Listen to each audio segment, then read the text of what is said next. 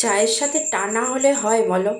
চলো তাহলে একটা টাই বানিয়ে নিই। এমন একটা টা বানাই যেটা আমি স্টোর করে রাখতে পারি আর যখন ইচ্ছা খেতেও পারি। চলো দেখে নাও আমি সাবু দিয়ে কি টাটা বানাই।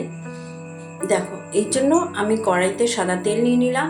তেলটা বেশ ভালো করে গরম হয় নাকি ওটা দেখার জন্য একটা সাবু দিয়ে দিলাম। অবশ্যই বড় দানার সাবু লাগবে এখানে। আর সাবুটা যদি ওপরে ভাসতে থাকে তাহলে ভাববে তেলটা খুব ভালোভাবে গরম হয়েছে। এই দেখো, এখানে আমি 1 বাটি মতন সাবু নিয়ে নিয়েছি। সাবুটাকে আমি অল্প অল্প করে দিয়ে তেলে ভেজে নেব। দেখো, তেলের মধ্যে সাবুটা দেওয়ার সাথে সাথে কিন্তু একটু ফুলে উঠবে। একটু নাড়িয়ে চাড়িয়ে ভালো করে ভাজতে হবে। আর সাবুটা কিন্তু ওপরের দিকে উঠে গেলেই ভাববে না যে সাবুটা ভাজা হয়ে গেছে। ওপরে উঠে আসলে একটু নাড়িয়ে চাড়িয়ে নেবে। আর গ্যাসের আঁচটা কিন্তু মিডিয়াম করে রাখবে, না হলে কিন্তু সাবুগুলো পুড়ে যেতে পারে। দেখো, একটু নাড়িয়ে চাড়িয়ে 2-3 সেকেন্ড মতো নাড়িয়ে চাড়িয়ে ভেজে নিলাম। দেখো, আমার এটা ভাজা হয়ে গেছে। এবার আমি তুলে নিচ্ছি। একটা প্লেটের উপর টিস্যু পেপার দিয়ে আমি সাবুগুলো ওর মধ্যে রেখে দিলাম। নালে না হাতের মধ্যে লাগলে তেল তেল মতন লাগবে, আর টিস্যুগুলো তো তেলটা অ্যাবজর্ব করে নেবে। দেখো, আমি এই সাবুগুলো তুলে নিলাম। এগুলো আমার ভাজা হয়ে গেছে একদম।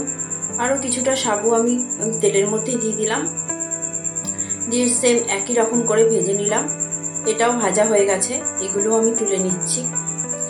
তোমরা এটা বানাবে, এটা কিন্তু খেতে অসাধারণ লাগে।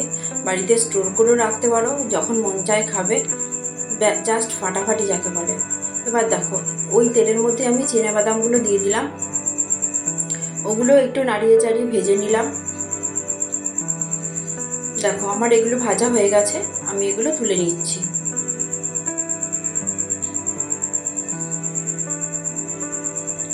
এবার আমি এই তেলের মধ্যে পাঁপড় দিয়ে দিচ্ছি। এই পাঁপড়গুলো কিন্তু মশলা পাঁপড়, তোমরা চাইলে এমনি পাঁপড়ও দিতে পারো। এই পাঁপড়গুলো একটু ভালো করে আমি নাড়িয়ে চাড়িয়ে ভেজে নিলাম। আমাদের এখানে রথের মেলা হয় খুব বড় করে, সেখান থেকে আমি এই পাঁপড়গুলো এনেছিলাম। পাঁপড়গুলো খেতে এত ভালো না, মানে না খেলে বোঝাতে পারবো না, হেভি খেতে। ওই পাঁপড়গুলোই আমি এর মধ্যে দিয়ে তেলের মধ্যে দিয়ে ভেজে নিয়েছি। আর ওই তেলেই আমি 2টো শুকনো লঙ্কা দিয়ে দিলাম। নাড়িয়ে চাড়িয়ে শুকনো লঙ্কাগুলো খুব ভালো করে ভেজে নিলাম। এই রান্নায় কিন্তু শুকনো লঙ্কাটা দিলে কিন্তু হেভি লাগে খেতে। এবার কতগুলো কারি পাতাও আমি এর মধ্যে দিয়ে দিলাম, দিয়ে নাড়িয়ে চাড়িয়ে ভেজে নিলাম, ভেজে তুলে নিচ্ছি। এবার আমি কয়েকটা কিশমিশ দিয়ে দিলাম। কিশমিশগুলো একটু নাড়িয়ে চাড়িয়ে ভেজে নিলাম।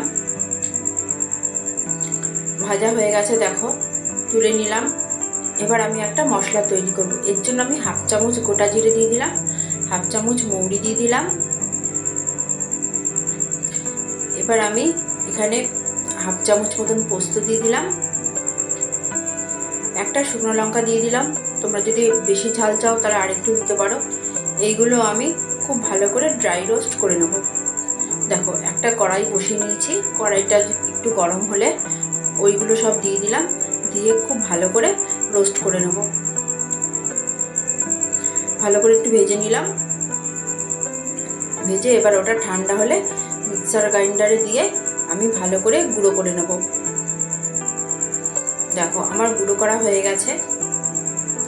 ঠান্ডা হলেই কিন্তু গুঁড়োটা করবে। হ্যাঁ, দেখো তোমাদের দেখিয়ে দিচ্ছি কত সুন্দর হয়েছে, আর স্মেলটা এত সুন্দর বেরিয়েছে না, যাকে বলে বাহ। আরেকটা মশলা আমি তৈরি করে নিচ্ছি। এর জন্য 1/2 চামচ মতন আমি 1/2 চামচ মতন আমি কাশ্মীরি লঙ্কার গুঁড়ো দিয়েছি, 1/2 চামচ বিট নুন দিলাম, 1/2 চামচ এমনি নুন দিলাম, আর সামান্য একটু হলুদ দিলাম। আর এখানে আমি আমচুর পাউডার দিলাম। এবার আমি এখানে গোলমরিচের গুঁড়ো দিলাম, দিয়ে খুব ভালো করে মিশিয়ে নেব। ও আরেকটা জিনিস দিতে তো আমি তো ভুলেই গেছি, সেটা আমি তোমাদের পরে দেখাচ্ছি। ওই যেই মশলা ড্রাই রোস্ট করে দিলাম সেটাও দিয়ে দিয়েছি, বা যে জিনিসটা দিতে ভুলে গেছিলাম সেটা দিয়ে দিলাম। ওটা হলো হিং। হিংটা না আমি দিতে একদমই ভুলে গেছিলাম, ওটা খুব ভালো করে মিশিয়ে নিলাম। এবার দেখো, যেগুলো আমি ভেজে রেখেছিলাম সেইগুলো দেখো আমি একটা প্লেটে ট্রান্সফার করে নিচ্ছি। আর সবগুলো এত সুন্দর ভাজা হয়েছে না,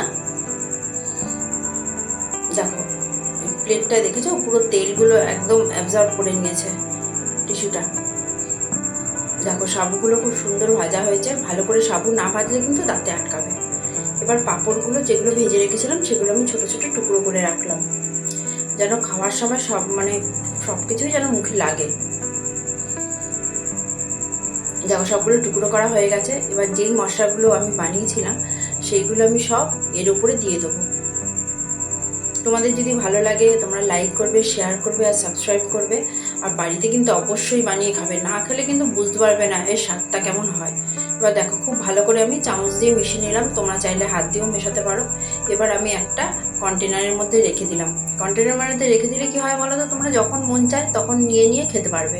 আর এটা কিন্তু অনেক দিন পর্যন্ত ভালোও থাকে। দেখো কন্টেনারের মধ্যে নেওয়া হয়ে গেছে। এবার আমি কৌটোটার ঢাকনাটা লাগিয়ে খুব ভালো করে নাড়িয়ে নেব। ব্যাস নাড়িয়ে নিলাম, আমার এটা কমপ্লিট। তোমরা কিন্তু অবশ্যই বাড়িতে রান্না করে খাবে। টাটা।